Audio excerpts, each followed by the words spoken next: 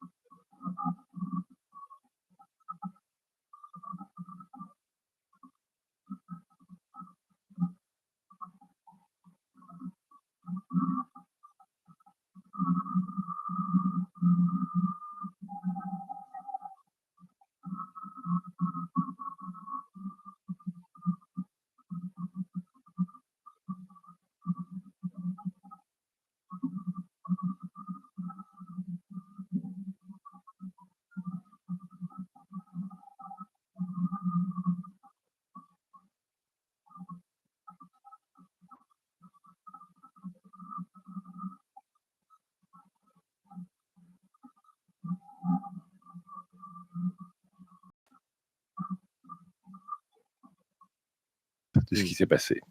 On part du principe d'abord qu'il est normal qu'à côté d'un grand musée, le plus grand musée de France, il y ait des travaux pas gérés et que tout le monde peut arriver avec un tractopelle ou avec une échelle sur un camion sans que personne ne le contrôle. C'est déjà invraisemblable.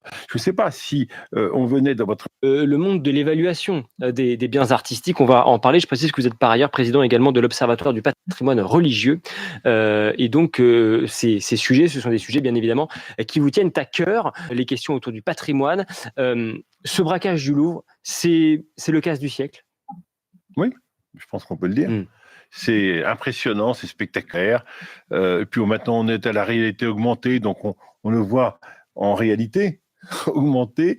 Oui, je crois que c'est un cas du siècle, on en parlera pendant très longtemps. Et la présidente du Louvre, qui a bien conscience de tout cela, qui disait hier encore devant les sénateurs, Laurence Descartes, elle reconnaît un échec collectif, en particulier donc dans la sécurisation de cet édifice. Elle pointe du doigt le système de vidéosurveillance, et on en parlait à l'instant avec Guillaume Roquette. C'est absolument époustouflant de se dire que, au fond, le problème, c'est que les caméras n'étaient pas orientées au bon endroit. Bon, il y a quand même beaucoup de questions qui se posent. Comment est-ce qu'on a fait pour laisser de telles œuvres, un tel site, le plus grand musée du monde, sous une si faible surveillance? Moi, j'aime beaucoup votre question, parce qu'elle touche vraiment à des fondamentaux. Je crois qu'en France et en Europe, on n'a pas pris conscience de l'intérêt de notre patrimoine. Nous sommes une civilisation ancienne, très ancienne. Je ne veux pas dire chrétienne, mais effectivement judéo-chrétienne. Très ancienne, avec des souvenirs et avec des références historiques exceptionnelles, avec un patrimoine exceptionnel. On n'en a pas suffisamment conscience. Pas conscience, et malgré le travail qui est très bien fait par Stéphane Bern, formidable depuis un certain nombre de temps, mais il faut remonter à André Malraux pour trouver une telle prise de conscience. Et il ne peut pas tout faire, Stéphane Bern, mais il y a à tous les niveaux de l'État et des collectivités locales, et même, j'allais dire, des affectataires du patrimoine religieux, une négligence, une absence totale de prise en compte de ce patrimoine. C'est général. On prend les choses à la légère. Et bien évidemment, tout doit être tout le temps vérifié. Mais je dirais qu'il y a même plus de conscience individuelle des citoyens pour leur maison, leur appartement et leur voiture. Ce cambriolage, c'est quelque part une marge de plus, un symbole d'une politique qui, depuis des années, a lâché finalement tout ce qui concerne nos œuvres d'art, tout ce qui concerne notre patrimoine, notre culture, alors que pourtant Dieu sait à quel point cette culture est foisonnante en France. Si vous prenez toutes les étapes de ce qui s'est passé, on part du principe d'abord qu'il est normal qu'à côté d'un grand musée, le plus grand musée de France, il y ait des travaux pas gérés, et que tout le monde peut arriver avec un tractopelle ou avec une échelle sur un camion sans que personne ne le contrôle. C'est déjà invraisemblable. Je ne sais pas si on venait dans votre maison de campagne avec des camions de déménagement, vos voisins vous appelleraient. Oui. En disant c'est pas normal, il y a quelque chose qui se passe. Bon, là, rien du tout. La ville de Paris est devenue véritablement incontrôlée. Ça, c'est le premier point. Oui. Parce que ce camion, il aurait dû dénoncer immédiatement. Ensuite, on voit la rapidité des choses. Ça s'est passé en 7 minutes. C'est vrai que, bon, il aurait fallu être extrêmement rapide dans la réaction. Il faut que ça se passe, j'allais dire, en moins de 9 à 10 minutes. Ça s'est passé en 7 minutes. Bon. Tout ça, c'était chronométré. D'accord, merci, le droit, d'accord, merci, le droit. On va passer miniature, whereas, shape, equals, country, quantity, the droit, put what out. On va passer miniature, whereas, shape, equals, country, quantity, the droit, put what out. Conduire, table de was, conduire, table de was, l'accessoire, industrie, et capital gains, évaluer, outfit, the was, mon chef, l'outil. Mon PC miniatures, was, shape, equivalence, et country, quantity, the was, put was, conduire, table de was, l'accessoire, industrie, et capital gains, évaluer, outweigh the one was shape to be what shape to be et aujourd'hui donc aujourd'hui aujourd'hui aujourd'hui we see aujourd'hui on a quoi in cassouti et la pièce crap commis on a appris c'est absolument crap commis on a appris on a bien mis c'est absolument Sui, et soleil, et soleil, et tout free. Qui, io free, io free, what, are you free? Or is it say, immediately. Sui, et soleil, free, et free, et soleil, et free. Qui, io raise, what, are you free? What, are you free? For this, demonstrate immediately. Donc, soit, brevi, et free. For me, what, brevi, et sol, pour de lier. Donc, soit, brevi, et free. For me, what, brevi, et sol, pour de lier. Un point de bronze, merci. Il voudra, un point de bronze, merci. Il voudra. Établis, droit, esprit, droit, dans le bonsoir, droit, dans le bonsoir, sécurité, qui se fait, filtré, et se stade et trouvé, pour suivre après, pouvoir, soit réfléchir, soit se montrer. C'est froid à l'esprit, c'est froid dans l'esprit, nous se fait, pour l'esprit, nous se fait, pour l'esprit, par le droit, et se fait, pour résultat, dans se fait, dans le fait, publier, c'est froid, de discuter, puis de le courrier, chapier, des choses, une appropriée, et vous souriez, ça fait droit de voir, puis, c'est quoi, mon fils, quoi, le premier, mon fils, quoi, le premier, mon lieu, c'est que ce soit, perçoit, lui, sortir, aboustrer, lui, sortir, aboustrer, nous gros, on a oublié, puis quoi, à trouver, puis quoi, à trouver, les, comme droit, ça le serait, c'est pour le reste, avec le problème, auxiliaire, puis, avec le courrier, j'ai souffert, avec le juillet, nous n'avons pas, avec le courrier, j'ai souffert, avec le juillet, nous n'avons pas, et bonsoir, on est Luxembourg, et bonsoir, on est Luxembourg, on est un, on est un,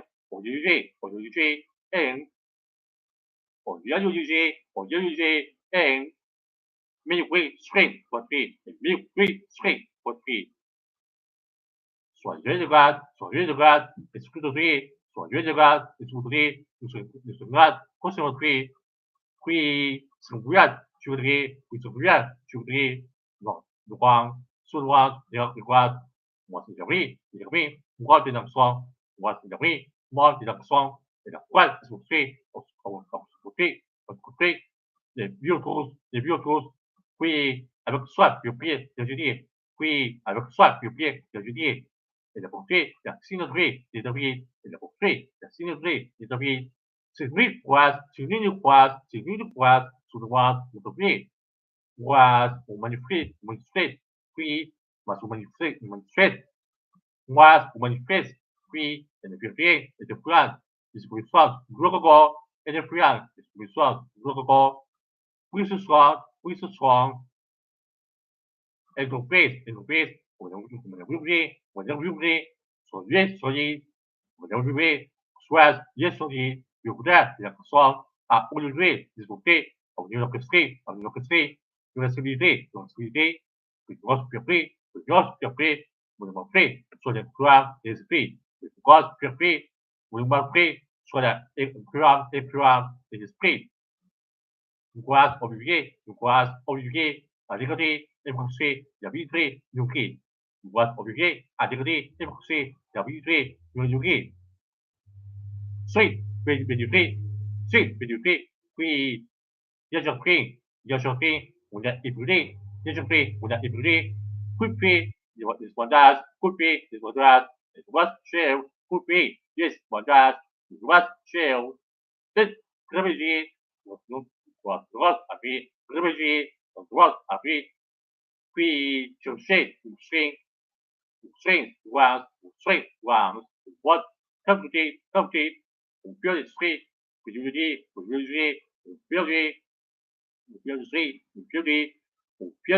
les esprits, puis réduire jusqu'au haut. Puis chercher une chaise, compliqué, on peut l'esprit, puis réduire jusqu'au sol.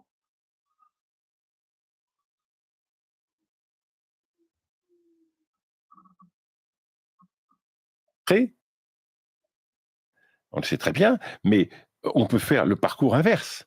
Qu'est-ce qu'on peut faire pour que ça dure plus de 10 minutes.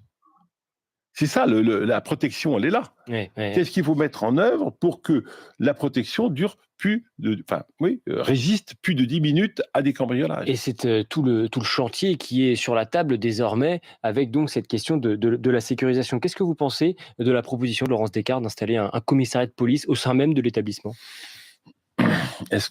Encore une fois, à l'heure de l'intelligence artificielle, à l'heure des grandes technologies informatiques, est-ce que la réponse est encore humaine? Je ne suis pas vraiment sûr. Parce que regardez ce qui s'est passé pour les gardiens. On a vu qu'ils ont eux-mêmes filmé les cambrioleurs parce qu'ils avaient, eux, un process de protection. Et c'est normal, parce que leur vie pouvait être en danger. Donc je ne crois pas qu'il faille affronter homme contre homme, enfin humain contre humain. Je pense qu'il faut faire appel à des nouvelles technologies, plus qu'à un commissariat de police qui aura ses heures d'ouverture, ses heures de fermeture, ses heures de faiblesse et ses heures, j'allais dire, d'absence. Qui aura peut-être à minima la force de persuasion. Quand on sait qu'il y a un commissariat de police à l'intérieur, peut-être ça peut quand même dissuader un certain nombre de malfaiteurs. Oui, on commence à rentrer dans le sujet, parce que quand vous engagez un tel projet, vous n'avez pas peur de ça. Vous avez peur de la technologie qui vous dépasse. Il faut donc être plus intelligent que, j'allais dire, ceux qui vont vous attaquer. Il faut avoir une intelligence artificielle, il faut avoir une intelligence numérique, il faut rentrer dans le savoir et pas uniquement dans la réaction. Je pense que c'est cette dimension que je ne retrouve pas dans les propositions et qui me choque un peu. Toutes les entreprises de France aujourd'hui, pour être compétitives, se mettent à réfléchir sur l'intelligence artificielle, se mettent à réfléchir sur l'équipement informatique. Je pense que c'est là la réponse, plus que sur le fait de multiplier des emplois et de mettre des gardiens à chaque porte.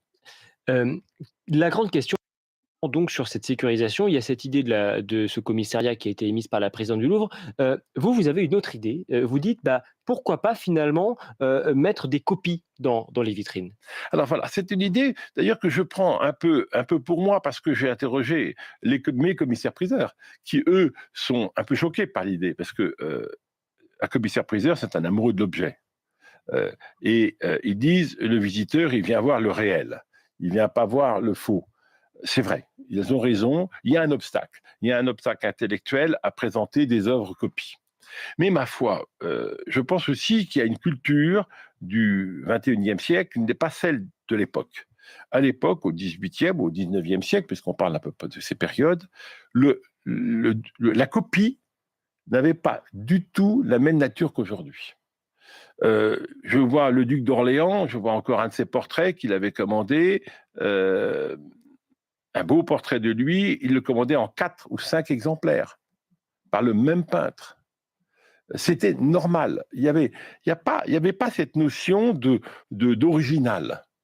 Est-ce que ce qui ne fait pas, malgré tout, aujourd'hui, c'est vrai, la valeur d'un bien, c'est quand même le fait qu'il soit unique, le fait de se dire « je suis aujourd'hui en train d'admirer, de visiter ce musée, d'admirer la seule et unique pièce au monde qui représente le diadème, par exemple ». C'est ce que ressentent les experts et les commissaires-priseurs.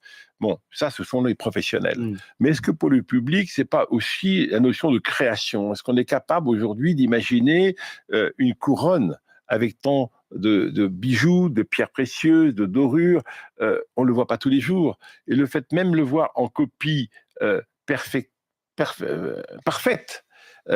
peut satisfaire une certaine curiosité ou un certain plaisir.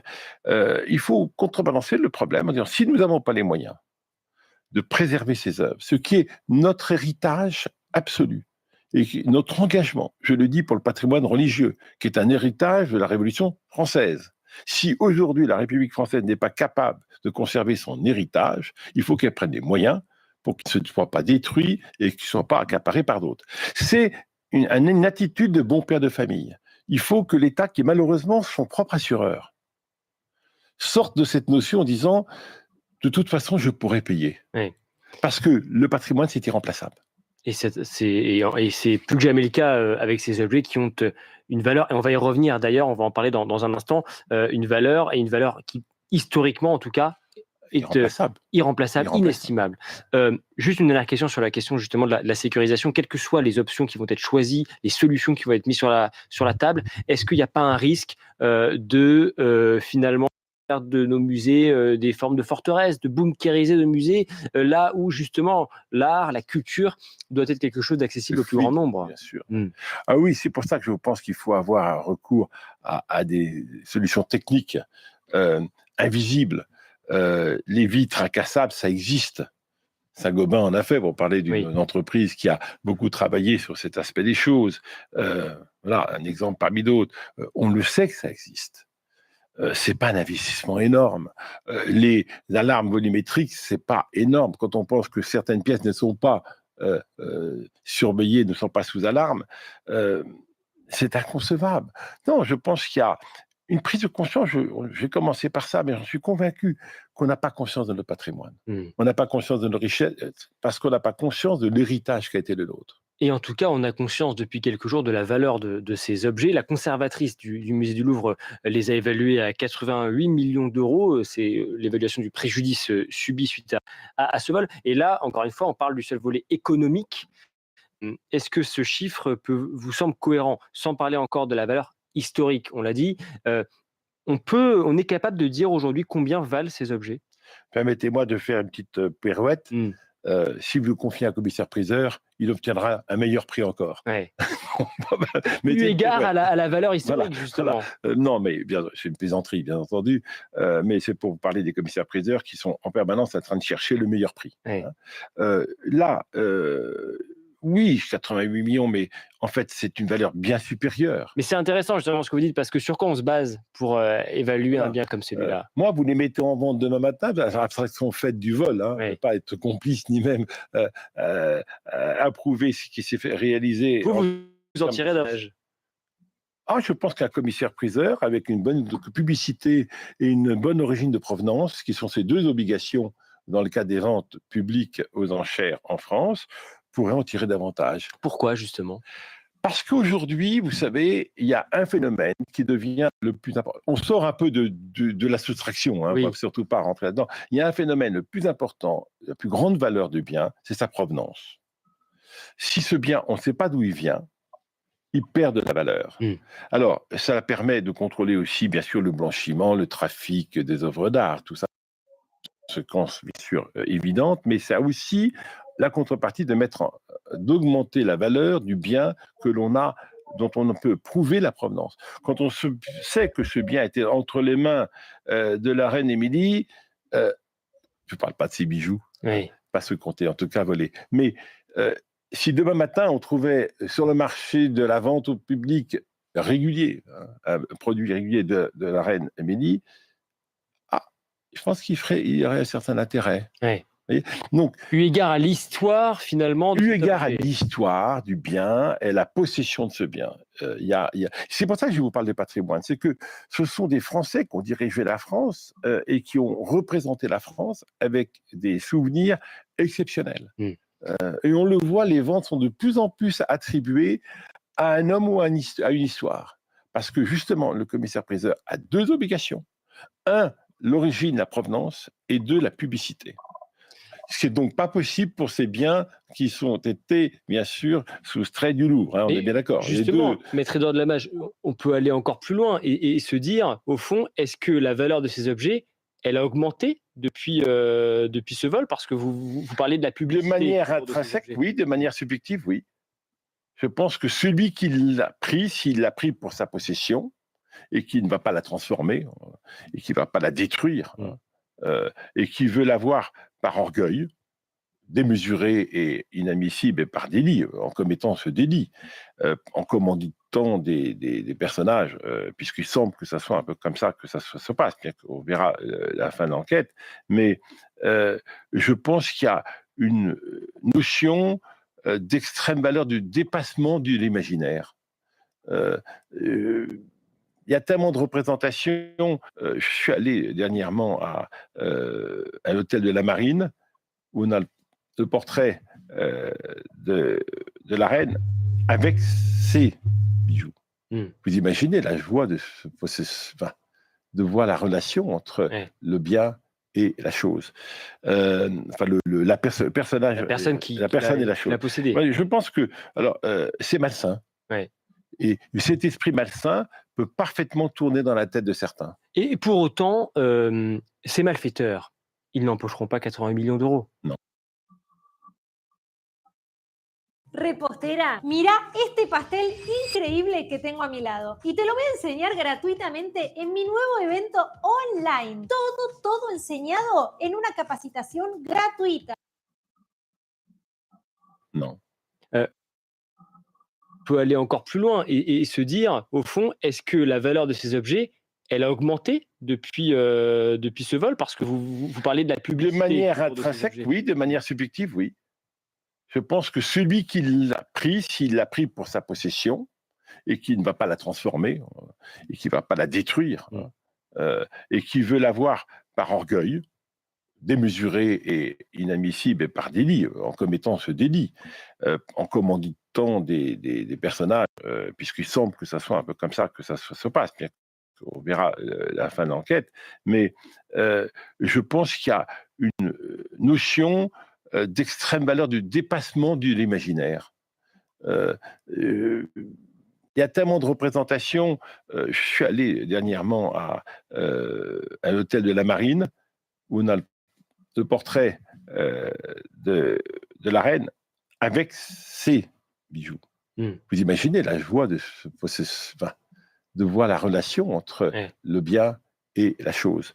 Enfin, personnage, La personne et la chose. l'a possédé. Ouais, je pense que c'est malsain.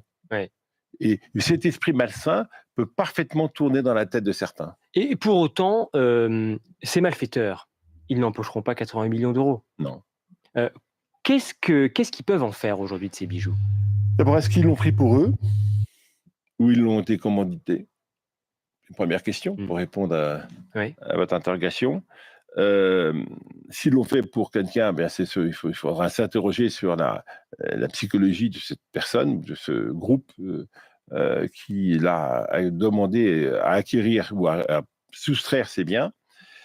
S'ils le font pour eux-mêmes, là, c'est une véritable catastrophe. Alors, mais justement, quelles sont les hypothèses? Ils vont chercher quoi? À les scinder, à essayer de les vendre en plusieurs morceaux? De détruire d'abord la création de l'œuvre. Ouais.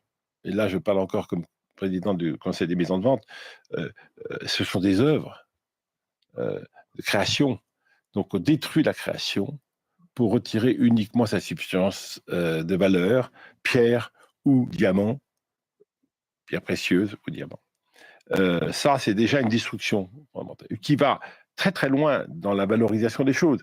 On parle de récupération de moins de 10% de la valeur d'origine. Moins de 10%. Donc, parce que c'est une création, et puis c'est une provenance. Vous y venez. Et puis c'est une publicité faite à l'objet. Un objet n'a pas de valeur uniquement par sa composite, mais une valeur également par sa création. Et ça veut dire que finalement, si ces malfaiteurs décident par exemple de les fondre, eh bien l'objet en tant que tel n'existe plus. N'existe plus. Et vous faites disparaître le patrimoine français par un coup de malheureux. Ouais. C'est possible à faire ça en France? En France, écoutez, on espère que non. On a quand même des services douaniers qui sont très... là, actuellement, plus, il y a une très forte mobilisation. Et puis même au niveau européen, les services douaniers européens sont tout à fait engagés. Il y a des signatures à l'UNESCO. On a... les engagements européens et mondiaux sont quand même assez importants sur des valeurs aussi importantes comme cela, des souvenirs aussi importants appartenant aux États. Alors maintenant, est-ce que l'atelier peut avoir lieu en France? Je ne crois pas, j'espère pas, parce que ils ont pris la direction de la 6. Ça va où la 6? Je ne sais pas. Toutes les hypothèses sont possibles. Ces œuvres d'art, est-ce qu'elles peuvent être fondues en France? Nous verrons bien. Évidemment, nous ne l'espérons pas. Est-ce qu'elles pourraient être vendues aux enchères? A priori, pas en France. Non, pas en France et pas dans à l'étranger les pays qu'on connaît. Non. Parce que c'est très protégé, ces objets. Oui. Alors en France, nous sommes très réglementés en France et heureusement, c'est une loi récente qui a bien mis en place le système de vente avec 2 engagement formel de la part du commissaire-priseur et donc 2 responsabilités. 1, l'origine de la provenance qui doit apporter à l'acheteur et garantir. Et 2, principalement la publicité de la vente, c'est-à-dire que ça ne soit pas sous le manteau, mais que ça soit véritablement au terme d'une publicité. Donc là, on a 2 engagements des commissaires-priseurs français qui font obstacle immédiatement, Voilà. puis même la conscience. Exclut toute possibilité de vente aux enchères de ces œuvres en France, incontestablement. à l'étranger également. Oui, pour la Dans plupart tous les des pays. dans la plupart des pays. La plupart des pays. Alors, Mais une fois qu'on a dit ça, il y a toujours des pays, mais ça peut être que sous le manteau, parce que il n'y a pas des ventes aux enchères organisées dans des pays qu'on ne connaît pas. On les connaît tous. Est-ce que l'hypothèse, par exemple, toutes les hypothèses sont sur la table aujourd'hui, hein, je vous en donne une qui peut paraître farfelue, encore que l'hypothèse, par exemple, d'une puissance ennemie, qui, pour faire pression sur la France, sur un moment de tension qui pourrait arriver peut-être dans des années futures, détiennent ces objets-là pour faire pression. C'est possible, ça?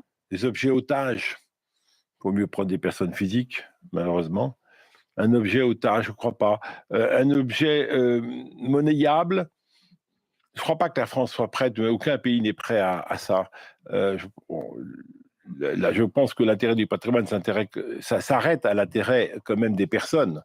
Et échanger des biens contre des personnes, je ne suis pas sûr que, et la sécurité des personnes, je ne suis pas sûr que ce soit vraiment dans un esprit aujourd'hui démocratique.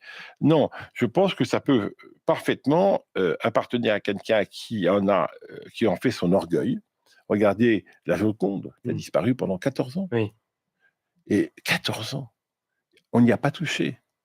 Elle n'a pas été dégradée. Et on pourrait, au fond, les retrouver ainsi dans quelques années. Vous pensez qu'on a une chance de retrouver ces objets peut-être un jour? Je pense d'abord qu'il faut faire confiance aux services de police, qui sont très engagés, aux douanes, qui ont un énorme rôle à jouer et qui sont mobilisés.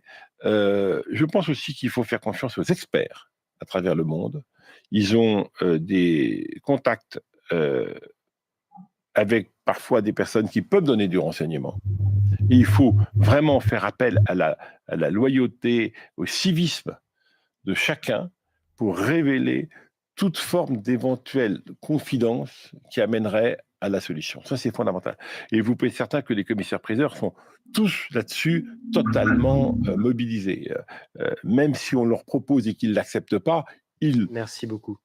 Ils agiront. Merci, Maître Édouard Delamasse, président donc du Conseil des maisons de vente. Et on suit bien évidemment cette enquête de très près. À noter qu'une mission relative à la sécurité et à la sûreté des lieux patrimoniaux en lien avec le ministère de l'Intérieur a été mise en place, a été ouverte à l'initiative de Rachid Dati, puis également à la création d'une commission d'enquête ad hoc à terre du patrimoine religieux, une négligence, une absence totale de prise en compte de ce patrimoine.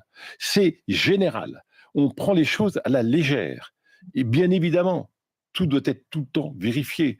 Mais je dirais qu'il y a même plus de conscience individuelle des citoyens pour leur maison, leur appartement et leur voiture. Ce cambriolage, c'est quelque part une marche de plus, un symbole d'une politique qui, depuis des années, a lâché finalement tout ce qui concerne nos œuvres d'art, tout ce qui concerne notre patrimoine, notre culture, alors que pourtant, Dieu sait à quel point cette culture est foisonnante en France. Si vous prenez toutes les étapes de ce qui s'est passé, on part du principe d'abord qu'il est normal qu'à côté d'un grand musée, le plus grand musée de France, il y ait des travaux pas gérés et que tout le monde peut arriver avec un tractopelle ou avec une échelle sur un camion sans que personne ne le contrôle. C'est déjà invraisemblable. Je ne sais pas si on venait dans votre maison de campagne avec des camions de déménagement, vos voisins vous appelleraient. Oui. En disant c'est pas normal, il y a quelque chose qui se passe. Bon, là, rien du tout. La ville de Paris est devenue véritablement incontrôlée. Ça, c'est le premier point. Oui. Parce que ce camion, il aurait dû être dénoncé immédiatement. Ensuite, on voit la rapidité des choses. Ça s'est passé en 7 minutes. C'est vrai que, il aurait fallu être extrêmement rapide dans la réaction. Il faut que ça se passe, j'allais dire, en moins de 9 à 10 minutes. Ça s'est passé en 7 minutes. Bon. Tout ça, c'était chronométré, on le sait très bien, mais on peut faire le parcours inverse. Qu'est-ce qu'on peut faire pour que ça dure plus de 10 minutes ? C'est ça, la protection, elle est là. Qu'est-ce qu'il faut mettre en œuvre pour que la protection dure résiste plus de 10 minutes à des cambriolages. Et c'est tout le chantier qui est sur la table désormais, avec donc cette question de la sécurisation. Qu'est-ce que vous pensez de la proposition de Laurence Descartes d'installer un commissariat de police au sein même de l'établissement ? Encore une fois, à l'heure de l'intelligence artificielle, à l'heure des grandes technologies informatiques, est-ce que la réponse est encore humaine? Je ne suis pas vraiment sûr. Parce que regardez ce qui s'est passé pour les gardiens. On a vu qu'ils ont eux-mêmes filmé les cambrioleurs parce qu'ils avaient, eux, un process de protection. Et c'est normal, parce que leur vie pouvait être en danger. Donc je ne crois pas qu'il faille affronter homme contre homme, enfin humain contre humain. Je pense qu'il faut faire appel à des nouvelles technologies, plus qu'à un commissariat de police qui aura ses heures d'ouverture, ses heures de fermeture, ses heures de faiblesse et ses heures, j'allais dire, d'absence. Qui aura peut-être à minima la force de persuasion. Quand on sait qu'il y a un commissariat de police à l'intérieur, peut-être ça peut quand même dissuader un certain nombre de malfaiteurs. Mais on commence à rentrer dans le sujet, parce que quand vous engagez un tel projet, vous n'avez pas peur de ça. Vous avez peur de la technologie qui vous dépasse.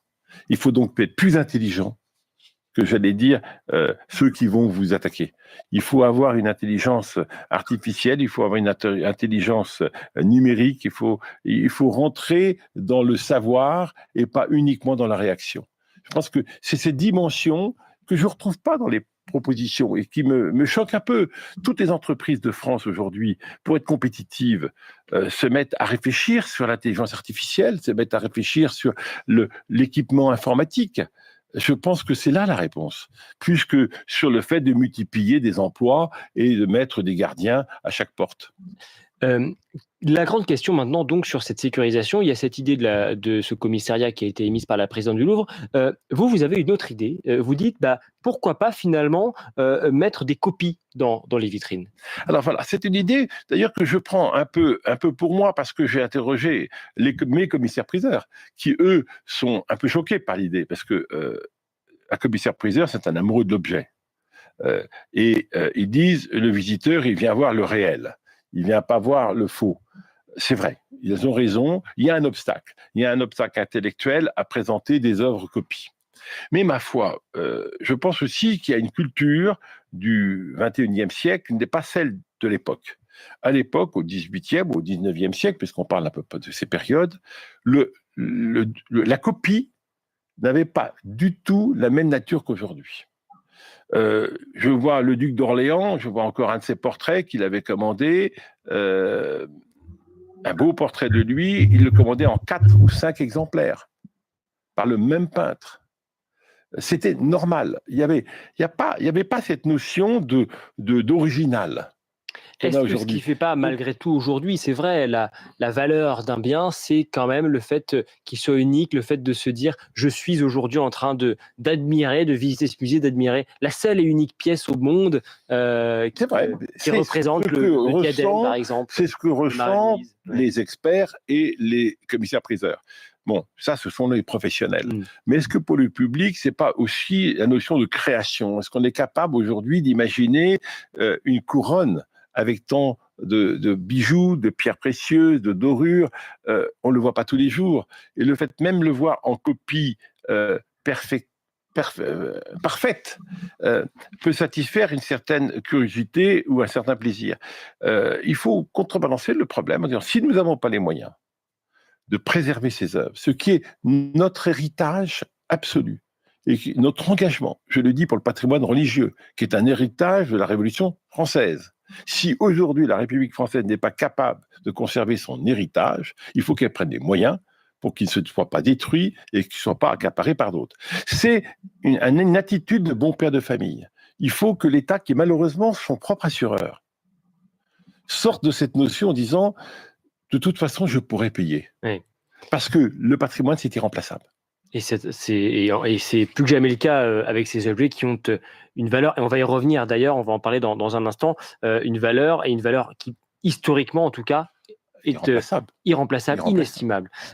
Juste une dernière question sur la question justement de la sécurisation. Quelles que soient les options qui vont être choisies, les solutions qui vont être mises sur la table, est-ce qu'il n'y a pas un risque de finalement faire de nos musées des formes de forteresses, de bunkériser nos musées, là où justement l'art, la culture doit être quelque chose les vitres incassables, ça existe.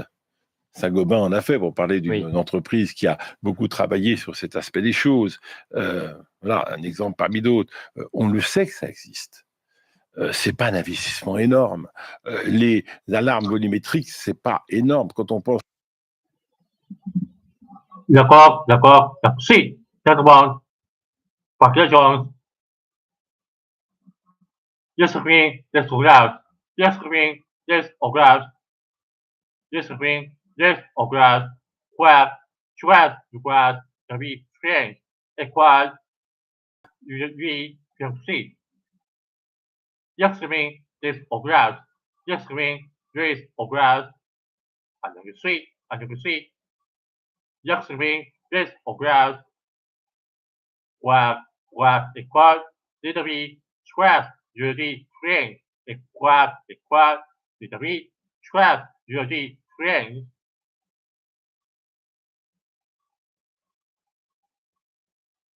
Yes, screen, yes, grass. Where, equal, little bit, sweat, really strange. Department, this, 15. Department, this, 23. Yes, screen, yes, grass. Where, equal, little bit, sweat, really strange.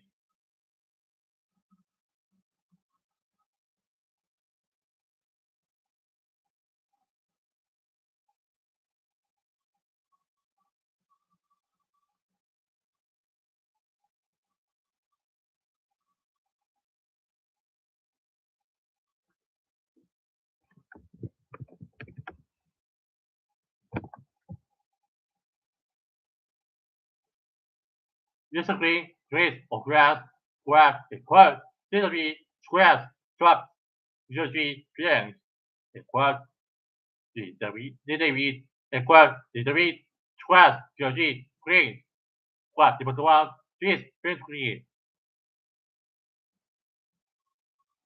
usually trees of grass were equal literally squares, usually green.